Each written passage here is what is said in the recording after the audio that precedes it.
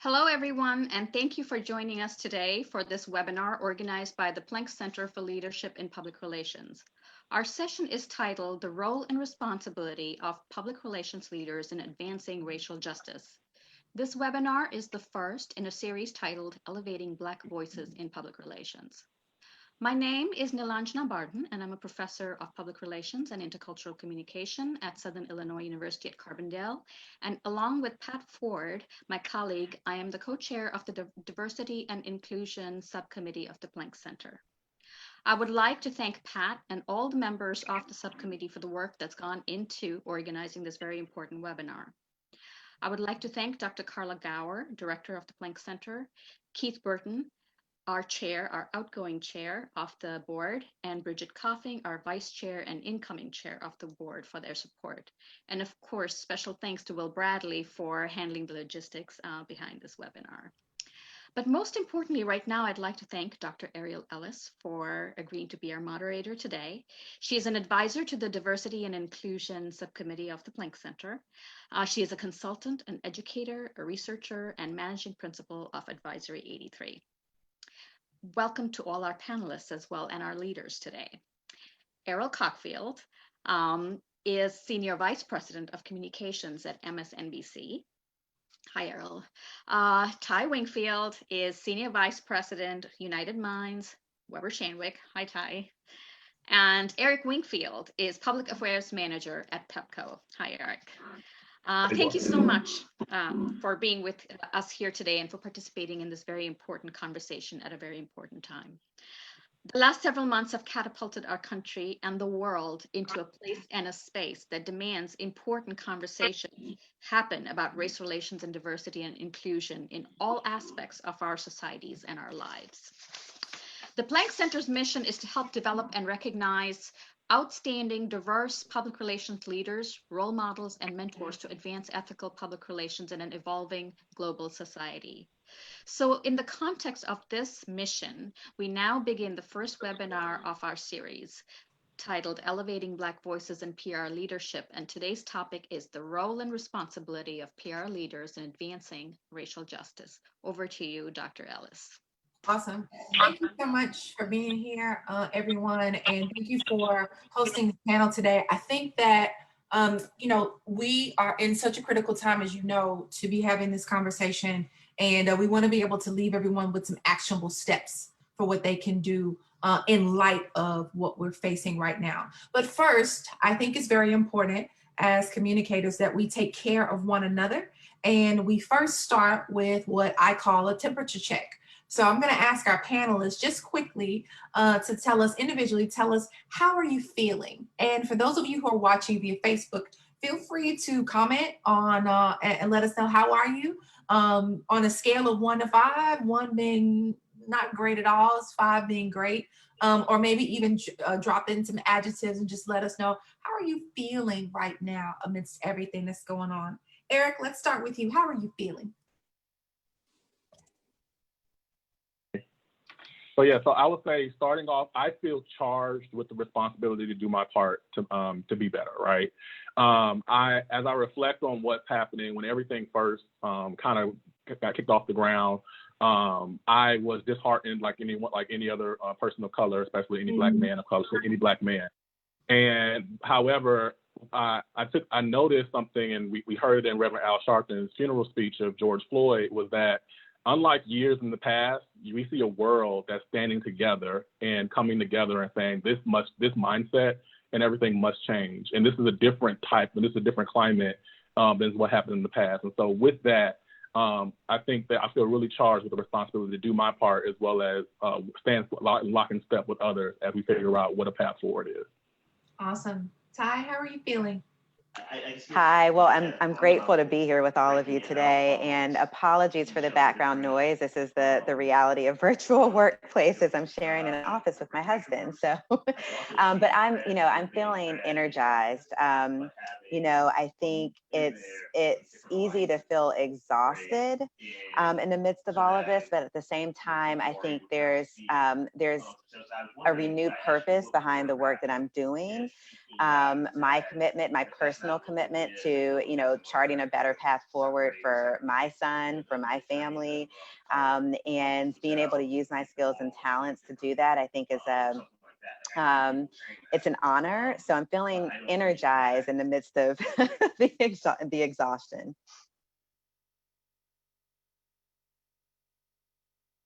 Errol, how about you? And I think someone in the chat wants to know, I think I can make out what pin you're wearing. You're a great man. You're wearing a very important pin. Someone wants to know not only how are you feeling, but they want to know what pin you're wearing.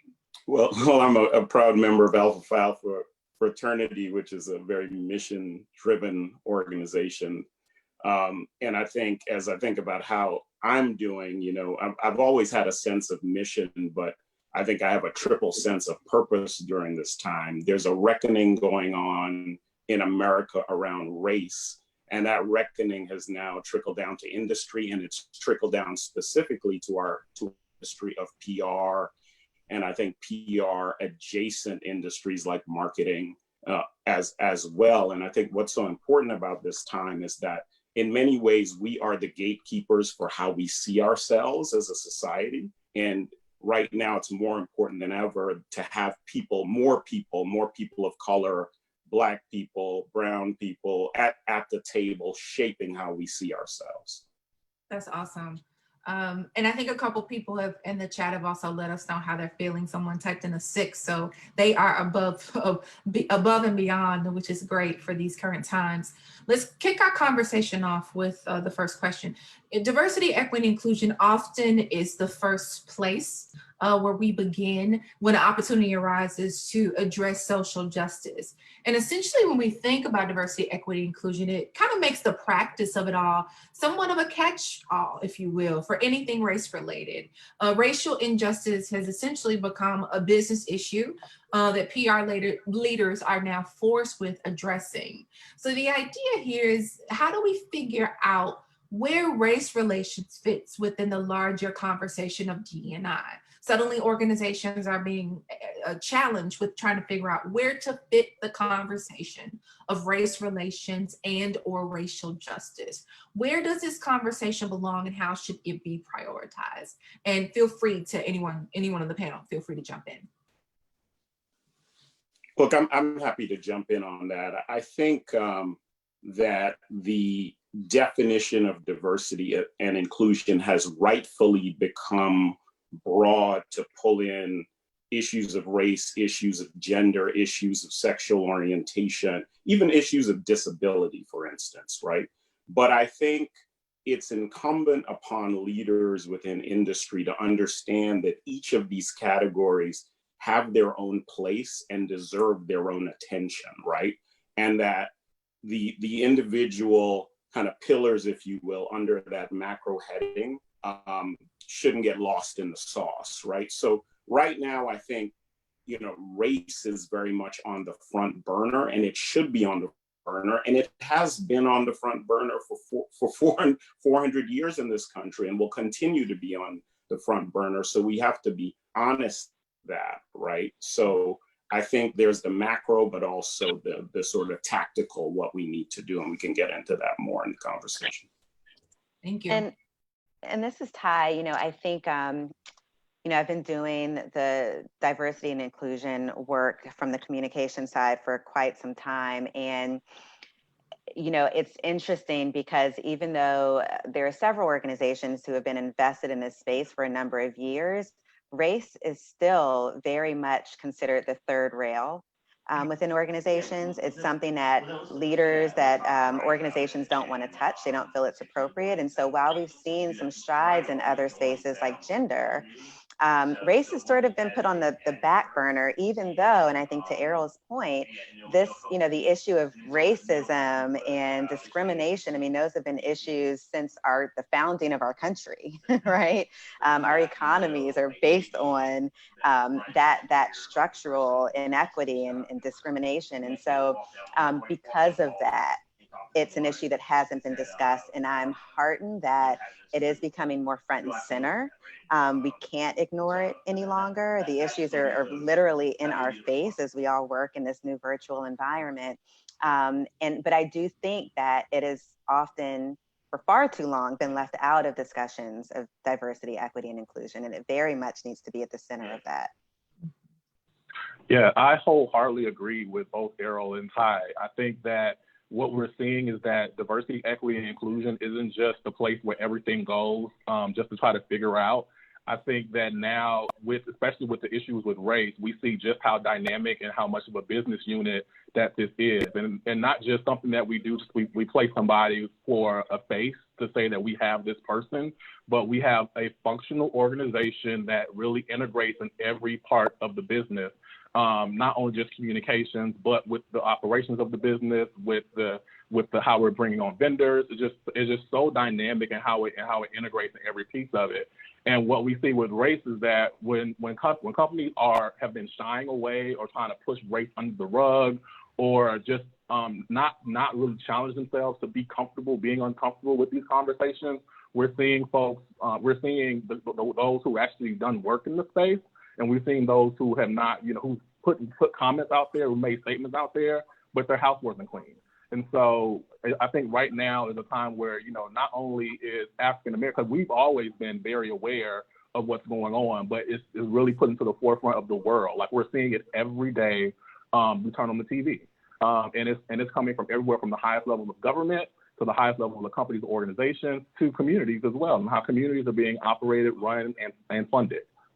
Yeah, Ariel, if I might, Sure. One of the areas that has taken on a new paradigm in the conversation about diversity and the unrest that we've been seeing is the idea of allies, right? And that, to me, has taken on much more depth when we talk about what should the majority, the sort of white majority in this country be doing. Well, many of the people tuning in right now are asking that question.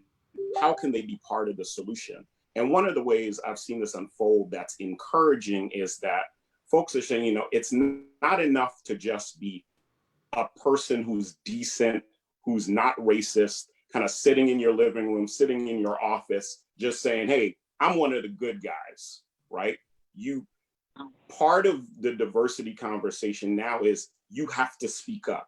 When you see a problem, you have to do something about it. You have to be part of the solution.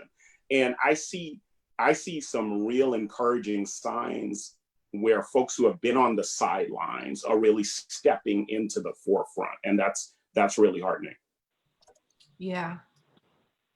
So let's talk about education a little bit, because many of us, of course, as communicators, but a majority of people in the business space in general are uncertain about what to do, and mainly because we have information and we don't quite know where to place that information and where that information goes. It's one thing to not have information. It's another thing not to do with the information that you have and where to place it. Companies now are attempting to confront racism finally at the systemic level, addressing everything from structural to social mechanics in their own organizations, and determining how those companies play a role in the economy at large. We know that many diversity programs, historically, they fail. But there are proven ways that these programs can improve hiring, can eliminate or disrupt bias in some ways at the team level or even at the leadership level. We know that sometimes these programs can interrogate or kind of shake up bias a little bit, specifically as it relates to color blindness, that myth. And then also ways where these programs can support employees of color, specifically, of course, because of our conversation today, Black employees. So I'd like to kind of split this next question up in 3 different ways based on the expertise we have on the panel today. Errol, if you would speak a little bit about how media in this context has been used to perpetuate racial stereotypes and reinforce biased beliefs. We know that media is the most powerful tool that we have as PR leaders. So we want to know, what do we need to understand about media and the historical landscape that it has in the systemic racism process, if you will, historically, but also present day? Look, I think historically, media especially when you look at kind of two sides, entertainment and news, right? They have traditionally been avenues that have been led in very homogeneous ways, right? And they're extremely powerful in shaping, as I said, how we see ourselves, right?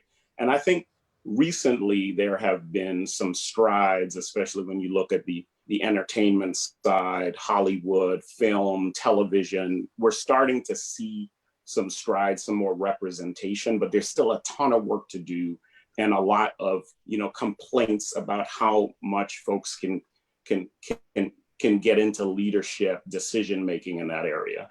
News, I think, has been a bit more diverse, you know, but I think there's lots of challenges when it comes to story selection, you know, kind of getting away from the coast and going into the center of America and really digging deep and investing resources in stories. But the main thing, I think, in both of those avenues is that you've got to hire people, you got to promote people, you got to put them in positions of power where they start to influence storytelling. I mean, more broadly from an entertainment and news side. And there's still a ton of work to be done there. Yeah, agreed. Eric, will you share a little bit more about that context as it relates to language? PR leaders are the conveyors of language. We craft content, we curate content, we use it as a strategic tool to solve problems. That's one of our highest responsibilities. How can PR leaders leverage our power to define or reshape language around racial injustice? Amazing question. And first is we have to realize the power we have by being the people who does craft the language that ultimately goes out on behalf of our leaders and on behalf of our companies. And I'm a firm believer is that when you put junk in, you put junk out. When you put good things in, you put good things out. So I'm challenging communicators to, like, what are you consuming? Like, what type of content are you consuming to help inform and diversify what you know the world to be as today? Are you looking just in your narrow scope of the industry that you're in and the work that you're doing? Or are you kind of expanding your mind to look at other industries, other cultures, other countries, to see how the other religions, other races, to see, like, you know, what, like, how do you communicate, and not only how do you communicate, what actually resonates with them. I think that we have to get out of the mindset of that, you know, we know everything when clearly we do not. And we have to be comfortable reaching across or reaching over to asking for different perspectives to really inform the things that we're putting out there. Like, there's no reason why a campaign to Black people should be decided by a room with not one Black person in it. And if you just so happy cannot have a Black person in the room, get an agency that's bringing that perspective. And another thing is when that agency or when that Black person gives you a perspective, listen to it. If you don't like it, get clarity. Don't just shun it away because it's just not your norm. That's really the purpose of you going out to get a different perspective, to get somebody to give you a point of view that you do not see. And so I think when we value that, when you value just really opening up our minds, opening up our time, opening up the way we even approach the work that we do, that's when we're going to really see some changes in the way that we even speak and communicate about organizations as well. That's good, Eric. You touched on a couple of things. I like to phrase or frame some of the things that you mentioned as intercultural competence, empathy, open-mindedness, things of that nature, intercultural sensitivity, having that competence and knowing what to do with the information that you have. Ty, you spent a good bit of time overseeing strategy development and implementation for diversity and corporate social responsibility. What influence do you believe that PR leaders have on the prioritization of educating non-Black employees and when counseling clients? Yeah, no, that's a great question. And I wanted to sort of add to one point that Eric made, which I think is so critical. When we talk about bias and inequities, there's more of an impact just on the individual. There's an impact on innovation, right? So there's a study by the Center for Talent Innovation that found that 56% of leaders do not endorse ideas with which they personally don't identify. And exactly to Eric's point, when you have diversity in the room, it doesn't matter if you're not listening to them and trying to understand the ideas and the pushback that they're bringing, right? That's needed. So just wanted to put that there, just thinking about how much have we missed out on in the way of innovation and the competitive edge that all of our organizations could have if we were to listen more and to strip away that bias. But I think your question is interesting, and my point of view has always been that communications needs to be at the center of any effective diversity, equity, and inclusion strategy. It has to be there, right? You can do the work, learning and development can be off in their corner, issuing trainings, and you can have a D&I leader who is, connecting with the CEO on metrics. But if your employees, your core group of stakeholders have no idea what you're doing or what you're driving toward, they can't get behind it and they can't act, and everyone has a role in this work. And so from the communication side, we have a responsibility to counsel our leaders, to counsel our clients, in my case, on the ways in which to influence change, transformation. It's change management, right? So part of the reason why we see D&I training fail, or the $8 billion that's been invested in bias training not pay off, it's because the training is done sort of in a bubble. It's issued, people do it, you check a box, you move on. It's forgotten. Our role and what we do, we're storytellers, right? We tell stories, and that is really what sticks. When you understand what your colleagues are experiencing, that you're sitting next to day in and day out, right? You may not live in a neighborhood with anyone else who doesn't look like you, but you're working with these people all the time, right? You're spending the majority of your life with your colleagues. So bringing these stories to life, right? Having the discussions following a training on bias to talk about what this means in your industry, in your organization, telling stories of what your colleagues have experienced in your organization, right? And again, that can be very uncomfortable for many, but I think the partnership between communications, learning and development, HR, and D&I has to be very tight knit. Otherwise, it all falls apart.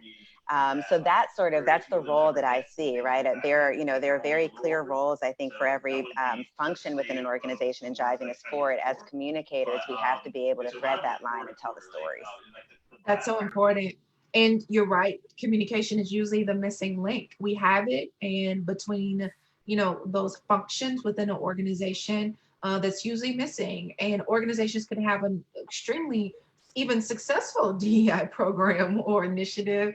And if there's no communication, external or internal, about the effectiveness or the progress of it, or how it's being measured, then it doesn't have any real movement.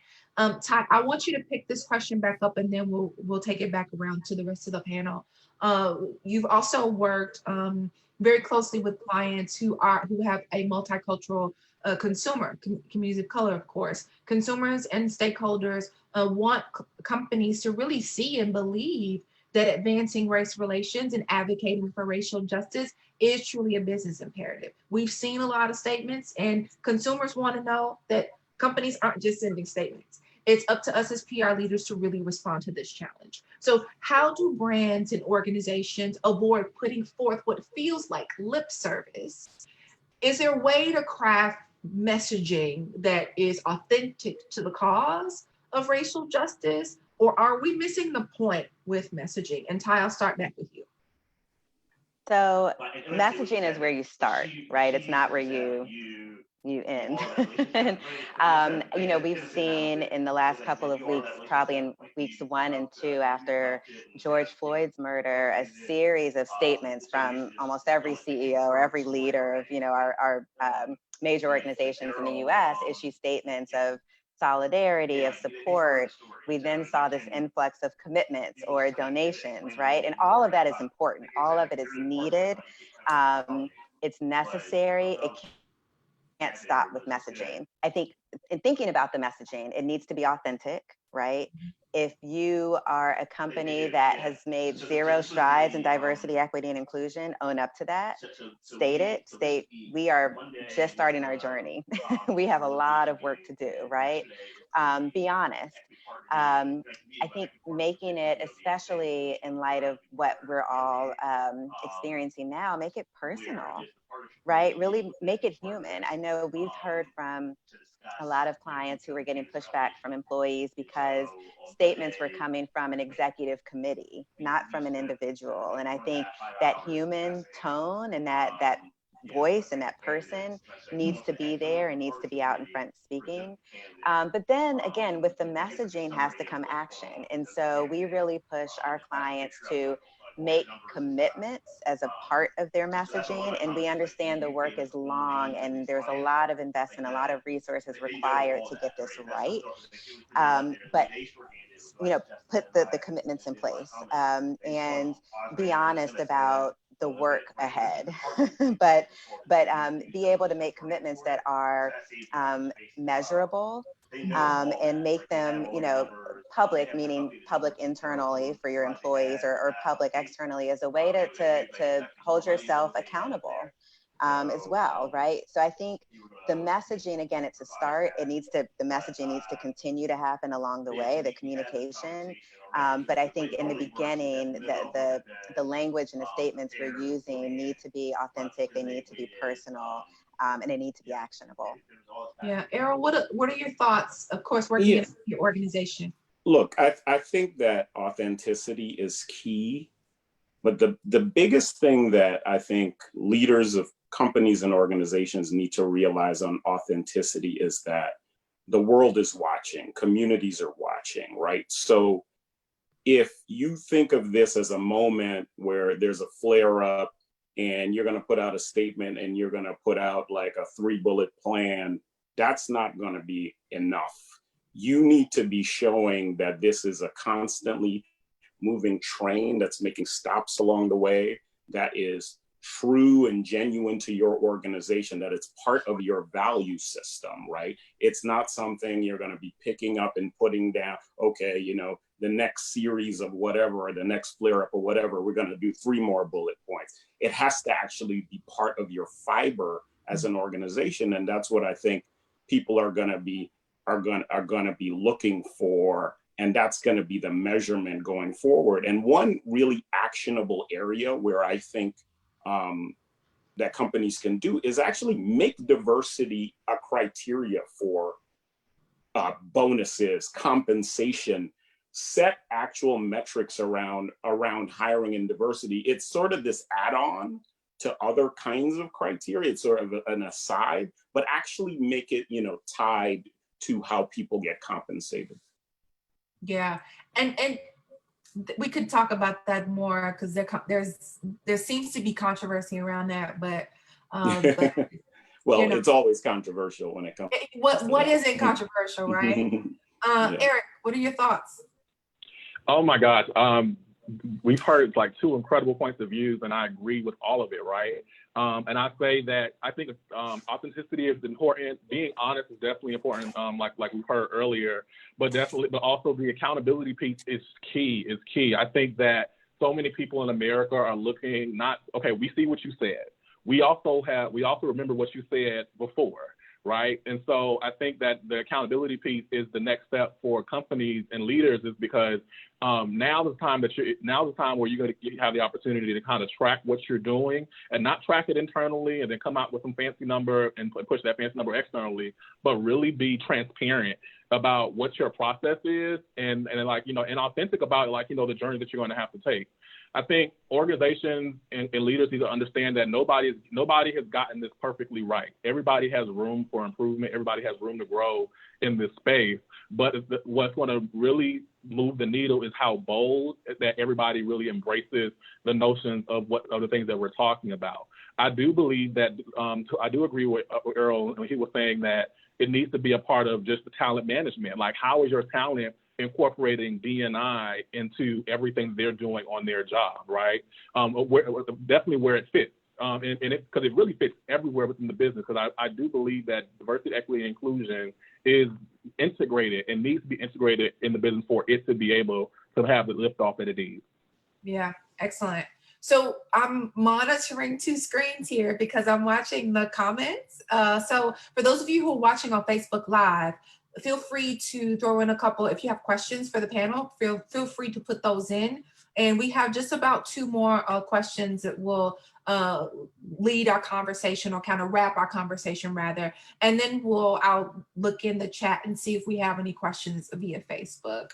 So as everyone knows, our profession is heavily male and heavily white, particularly when you look at leadership. However, this is a critical time to drive meaningful and also measurable change. Although we've had these issues for decades now, what should the future look like? And how do we get there as it relates to recruitment, retention, and advancement? And what bold steps do we need to take to make change? First, I'll go back to Eric. And Eric, I want you to share with us thoughts on that as it relates to our responsibility as PR leaders to learn, address biases, and retool various practices and policies and procedures. Ty, if you would then also answer this question and give us a scope of how we should approach driving equity with partners and clients and vendors. And then lastly, Errol, if you could tackle this question as it relates to change in the industry and seeing more people of color, specifically Black practitioners in the industry, and give us what it means to take on the responsibility of mentoring, coaching, and sponsoring. Eric, we'll start with you. Sure, and thank you for the question. I think that when addressing biases, like Ty talked about all the money that companies are spending on these implicit biases trainings and everything, and so it's what practices have you put in place to ensure that the content and everything that was taught in those trainings are actually being applied on every level of your organization, right? I also think when thinking about the policies or the procedures that are put in place in the organization, we need to take a step back and evaluate who was in the room when these policies and procedures were put in place. What were their life experiences, and do their life experiences and who they are reflect the organization in which you're making folks follow those rules under? And if not, I think we need to go back to the drawing board and kind of think through, diversifying who's in that room, and also looking at it from a perspective of what makes sense, not only from the time whichever that policy was put in place to where we are today, and not only where we are today, where do you ultimately want to see your company go, and map that to your diversity and inclusion goals, and be able to push forward that way. Awesome. Ty, what do you say to clients and partners and vendors, specifically when it comes to briefs and proposals and things of that nature?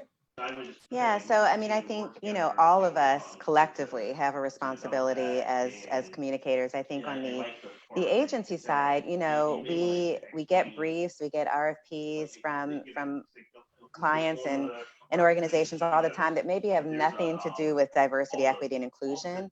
But I think it's a responsibility that we all hold to think through that lens as we're reviewing, as we're responding, as we're pitching for business, to bring that to the table, right? And sort of put it out there and leave it up to the client to opt out, but mention it, include it, sort of put that pressure on. I think when we're partnering with vendors, with other suppliers and organizations that maybe we're working with on client engagements, we should be asking them, like our clients are asking us, what are your commitments to diversity, equity, and inclusion? What does your team look like? Do they have the level of cultural competency that we need to bring to every client assignment that we have, right? It's so important. It's not just, is this assignment focused on diversity, equity, and inclusion, and that's when we focus on it. It should be the lens through which we operate, from how we partner with our clients and vendors to how we work with our suppliers across the board. And I don't think that's just something that applies to our industry. I think that's how all of our organizations collectively should start looking at how they operate. Wow. Errol, our responsibility to mentor, coach, and sponsor in order to shift what the industry and who the industry looks like. Yeah, I wanted to zoom out a little because I think mentoring is one piece of it, but I'm focused on 5 areas, and And, you know, the first area is transparency about data. What exactly is the picture? And I think the PR industry has been pretty opaque about that, especially agencies. And they really need to be reporting demographic data much, much more. And that's a pretty, you know, feverish conversation right now. That's number one. Number two, once you have that picture, you're not flying blind, right? You can actually do talent and recruitment in a way that looks holistically of what the picture is, right? And I think folks need to go where the talent is. I think there's a real fallacy that the talent isn't out there. I think, you know, there's some real biases that go into like the same kind of circle of folks getting, you know, pulled in for these kinds of jobs versus a more diverse mix of candidates. You know, third is culture. Like you really have to the point about training, you really have to start to tackle inherent biases when people get into the organization. You have to deal with culture. And then fourth, I think, is grooming. How do people get promoted?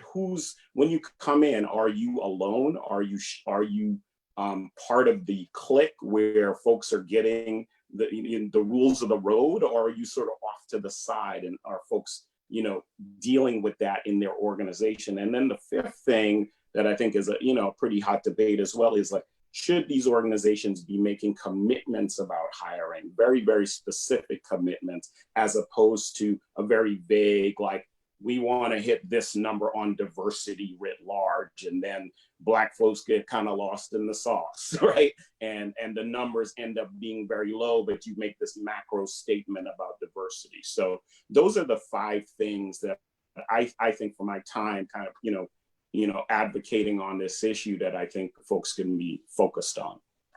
Yeah. Can I chime in right there real quick? Because Errol said something that I really, really agree with. When looking at talent, I really want our communications colleagues to stop trying to come up with this masterful formula for what talent needs to be when they walk into the door. This person needs to have 10 years of this experience, 2 years of that experience, like this ridiculous formula, instead of just looking at the talent from what they bring as far as how they show up to work. Are they tenacious? Do they show grit? Are they a courageous worker, right? Because quite frankly, you can teach anybody the soft skills, right? You can teach anybody how to do something if they come in teachable and willing to learn. But when we limit ourselves to these ridiculous formulas, and we really like box out people systematically, really, of who's actually able to qualify for the role. So I want to jump in on that because you know, one of the ways that I completely agree, and one of the things I often say is that, you know, often our white colleagues get the benefit of the doubt, but we get a double dose of doubt, right? And what I see happening often is, you know, often there'll be someone at an entry level with very limited PR experiences. Someone decides they're going to sponsor, bring in, teach them the rules of the road. Next thing you know, they're getting promoted every year. Meanwhile, when we come in, we're judged much more harshly by the environment. And this is not just PR, this is like, you know, media, you know, PR adjacent fields as well. I think about one anecdote I often talk about, one of my first jobs in newspapers. I got hired by a newspaper.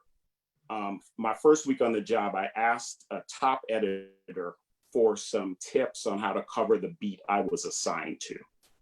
You know, lessons learned, how did he think about the beat up until this point? What should I be focused on? And he literally said to me, just go out there and see what you see. That was a quote, just go out there and see what you see. No guideposts, nothing.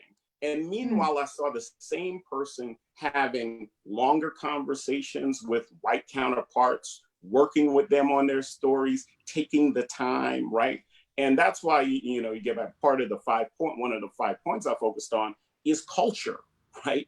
And you have to start to be honest about culture to address some of these things. yeah, that's so important. Man, the double dose of doubt.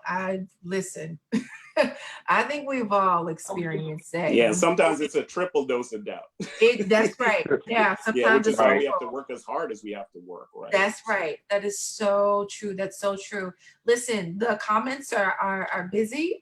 You all who are watching us, please feel free. We're doing really well on time. So please feel free to jump in and share any questions that you might have. If you want to point any specific questions to any of the panelists, feel free to do that.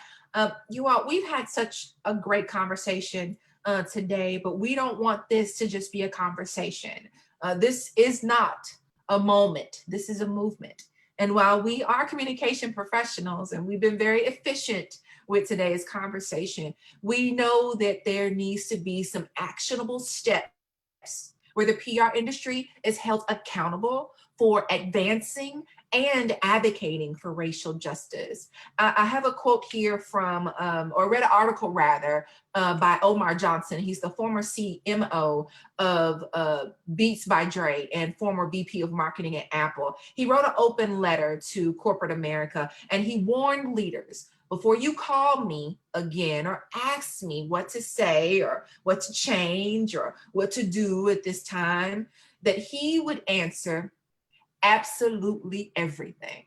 So, to the panel, if a PR leader comes to you today or later this week or in the next couple of weeks and says, I trust you and I want to share with you what's going on in my organization, and I just don't know what to do at this point, what measurable steps should my company be taking? What would you tell them? Look, I think a measurable step is, I think that more senior leaders of color need to be hired in PR, because they then become the gateway and advocates for more junior level people. I also think that, you know, junior level folks then kind of see themselves in, you know, stars. They see these, and I know for myself, like folks, you know, write me, they look up to me, which is like a real blessing, right? You know, and I'm thankful I've made it this far, but I think PR leaders need to be hiring at the senior ranks, because that's where the change starts to happen. Awesome. I have three things, right? So my first thing is, I think that we need to invest more in the research in diversity and inclusion, because I feel like we always rely on certain pieces and certain studies that have been done. But I think if we really want to see change, we really want to see growth in this space, we really need to look at and do some insight, Ewan. And so really focusing on the research and the research aspects, because we have, all of our industries are different. The people that make up our industries are different, and we need to make sure we understand that at as granular as a level as we possibly can. Another thing I would like to see is, you know, more people of color built into talent pipelines, right? Like, it's really often you see people of color, they start out entry level and they have no idea like where their career is going to go from like the top to the executive VP or senior leader role. However, you have our other counterparts who they know what they're going to be, when they're going to be, what they have to do to get there. They have everything laid out for them. And I would love to see that type of investment into folks of color as well. And then the last thing I will say is that we need to really also look at how some of our educational programs and our university outreach is being done as well, and being intentional about that, because we have to remember that, you know, there are students out there who are looking at us, who are looking at senior leaders and saying, gosh, I really want to be that person. I want to be an Eric Coxfield. I want to be a Ty Wingfield. I want to be an Ariel Ellis. And we have to figure out with our organizations, like, how do we get there? How do we reach out to those students, not only the students, to their professors, to give them the tools that they need to train our up and coming workforce. Awesome. Ty, a leader in the PR industry, comes to you and says, what do I do? What do you tell them? Sponsor, right? We talk a lot about mentoring, but I think Ariel's story is so indicative of the need to sponsor. Sponsorship is different from mentorship in that it is the way that power is transferred in an organization. That is the way that you see people move up. You know, and it doesn't necessarily mean that those who are advancing and being sponsored are any more capable or qualified than you. When you sponsor someone, human nature and bias comes into play. You're typically looking to sponsor more junior talent that reminds you of yourself, right? And if we think about the makeup of most of our organizations in our industry, mostly senior straight white men sit at the helm, right? So most likely they're sponsoring more junior white talent that they can identify with, right? And that's who they're putting on visible assignments, putting in front of the top clients. Those are the individuals whose names they're speaking out on behalf of in rooms where that individual is not present, right? We need leaders to be more cognizant of who they're sponsoring, who they're pulling up the chain, who they're spending an hour of time with to counsel and help navigate the politics of organizations, and make sure that they're sponsoring across lines of race, across lines of gender, because and it's not favoritism, right? You sponsor junior talent who are deserving of that sponsorship, right? And that person is also working on your behalf. So it's also thinking about what this person can bring to you that would benefit you in your own career as a leader. But what I don't see often enough in general is sponsorship across those lines. And that is, it's powerful. And that in and of itself can help change the level of representation that we see at the top of the house. So that's kind of a key piece for me. Yeah, awesome. You spoke a little bit about what I like to say, cultural contribution or cultural capital, right? And what an organization will gain when they invest in a Black employee, specifically a Black employee who is in leadership and or someone who they are grooming to get into the pipeline. That cultural capital is priceless. Because it's at some point it becomes more of a contribution than just you seeking someone for a cultural fit. So I so appreciate that. You know, I said that this is not a moment. This is a movement. But this is a moment. If the PR industry does not catch on to, we're gonna miss it. So we've got to have not only just have more conversations like this, we have to make everything that we do actionable. So we're wrapping up, but there is a question before I turn everything back over to the Planck Center. There is a question from Facebook that I just noticed. The question for the panel: what are your thoughts about corporations? I love this one. What are your thoughts about corporations donating to Black nonprofits and causes? And essentially, is it sustainable? Some folks think it's not sustainable. What are your thoughts about the financial contributions? Well, I think folks should be, I think organizations, I think that's good partnership, but organizations should be mindful of who they're getting their money from and what the values are of the organizations they're getting their money from. Because, you know, once you take that money, you are essentially wedded to that organization. So I think folks should be looking very carefully at that. But I think those kinds of gestures, you know, are welcome. But ultimately, we want, you know, even this platform that we're on right now, we want them to do the right thing, you know, by us, by communities, right? And that's how they're going to be judged. Yeah. Right. I think that I want to make sure that when we give the money, we know the purpose behind us giving the money. Is the purpose behind us giving the money to really advance the work of the organizations and the communities that they serve? Or is the purpose of us writing the check is to write the check to say that we wrote the check? I think that, you know, if we are going to write a big check, how are we incorporating the organization into our business, right? Can we put people on our company on the board to help serve and to help give input and insight? Are we offering some of our professional services, the things that we do to be kind of as like in kind to help them out as well? We have to be purposeful and intentional about everything that we do today. Like, not only consumers are looking at this, and we are not only just looking at it, we are holding people accountable. We're holding organizations, companies, and leaders accountable to the things that they say and then the things they do at the beginning. Because there's no point in doing it at the beginning if you don't plan on following it through all the way to the end. Love it. Thank you.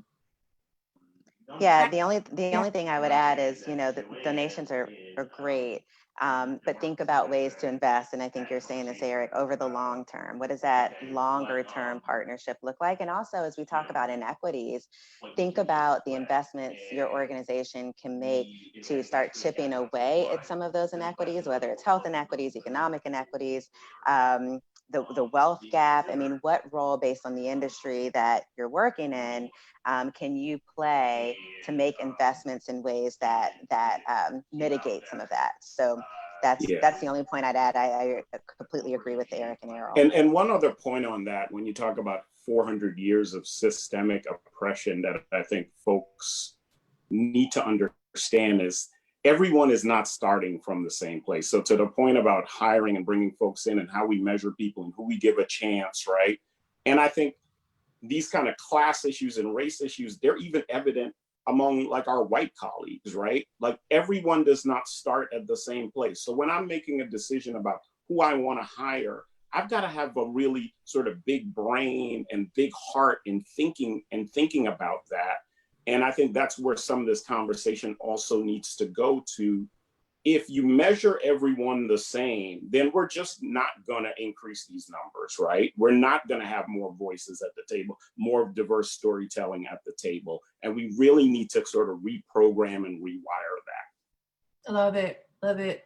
Well, you all, we have just a few more minutes. I don't see any other questions at the time, but feel free if someone has it, maybe you're typing a question or you just have a burning question that you want to share, feel free to do that. We definitely want to thank the Planck Center for hosting this conversation today. As a 2014 fellow of the Planck Center, I can definitely attest to the organization upholding to its standard and to its mission, and really trying to advance this conversation forward in this forum. And we'll continue to try to push the conversation forward with other opportunities that may be forthcoming. So I'll, at that point, unless our panelists have any closing thoughts or comments, we can turn it back over to our hosts. Well, thank you. Thank you.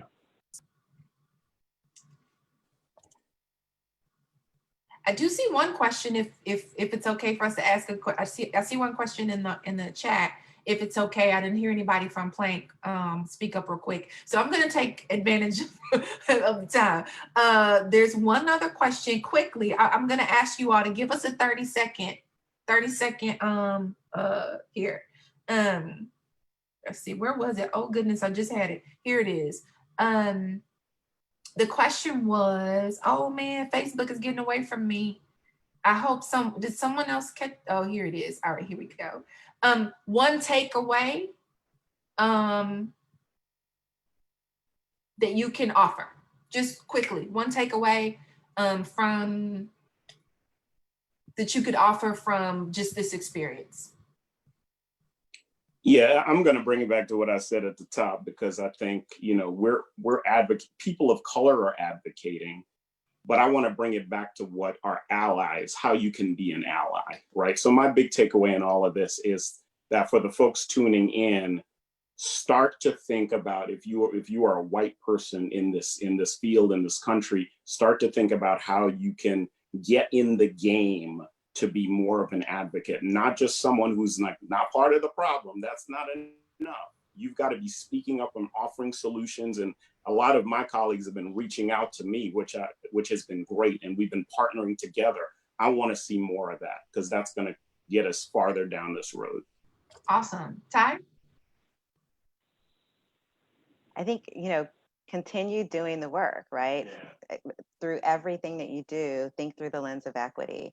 Every decision that you make, every client project that you're working on, think about, you know, is this getting to the heart of what it means to be equitable, what it means to be inclusive. And I think if more of us deliberately think in that way, then we'll see change happen. Awesome. Eric? Sure. I was reading something, and the writer here wrote that every expert was once a beginner. And I would like to leave that with everybody who is evaluating talent, who is getting ready to hire somebody, or who's even recruiting, and the applicant might not have everything there. Think about that. Think about that. Every expert in the field of communications at one point was a beginner, and then some people had to come in and pour into that talent. And so definitely, and also I would share is, how are you challenging yourself to be more of an inclusive leader? This is a journey. We are all on this journey together. Some folks are farther ahead than others, but we have to really understand, know where we are in this journey, and then chart a path to success moving forward. Awesome. I think it was Larnie who asked that question. You included me, so I'll give my little 2 cents.